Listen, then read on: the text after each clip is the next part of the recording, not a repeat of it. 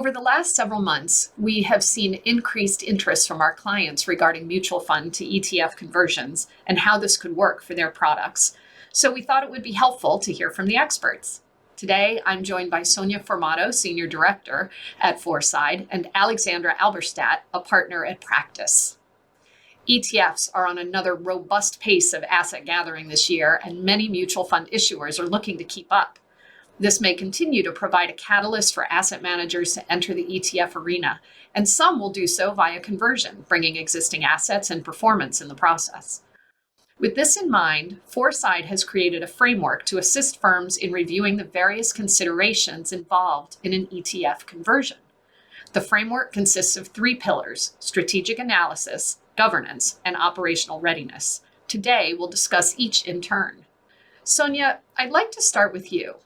In terms of strategic analysis, the first pillar, what are some of the initial considerations for firms as they are evaluating the possibility of a conversion? Thank you, Jennifer. I'm happy to be here. As you referenced, the analysis on the front end will assist firms in understanding what they need to think through before moving forward. Can the investment strategy be supported in an ETF wrapper? Is there concern around immediate disclosure of intellectual property with the daily transparency of an active transparent ETF? If so, evaluation of a non- or semi-transparent wrapper may make sense. Does an ETF wrapper make sense for your current investor base of the mutual fund? If the predominant makeup of your current fund is 401k plan accounts versus taxable accounts, it probably doesn't make sense, as tax efficiency isn't a factor. Will you have the necessary availability in the secondary market to reach existing shareholders or grow the investor base? You need to identify your current distribution footprint to understand where the ETF will need to be made available and what the onboarding or ongoing support requirements at those intermediaries will be.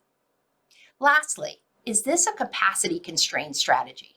It is important to understand that ETFs do not soft or hard close, as the creation and redemption mechanism is required to ensure that the arbitrage mechanism works. Let's talk now about the second pillar, governance. Alex, thank you again for being here. What are the primary governance considerations in a conversion to an ETF?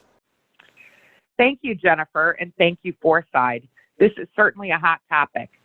First, a firm needs to think through which type of conversion mechanism it will use, either direct or a reorganization option.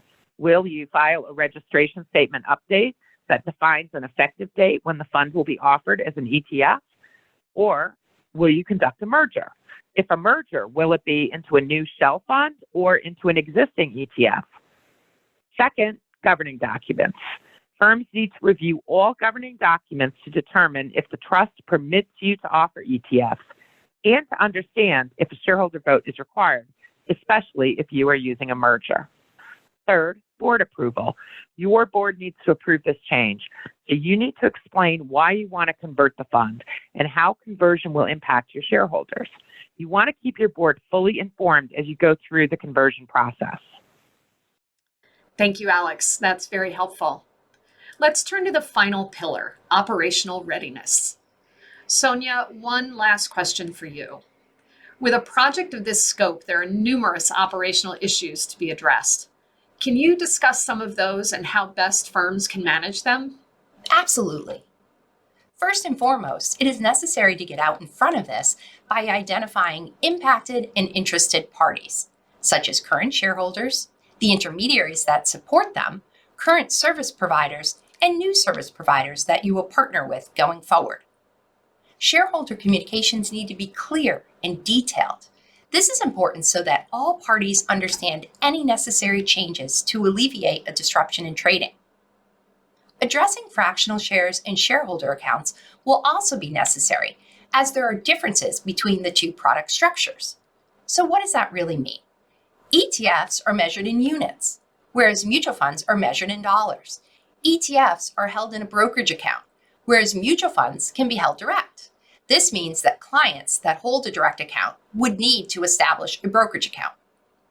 This is not an exhaustive list, but only a sampling of the operational hurdles that may present themselves.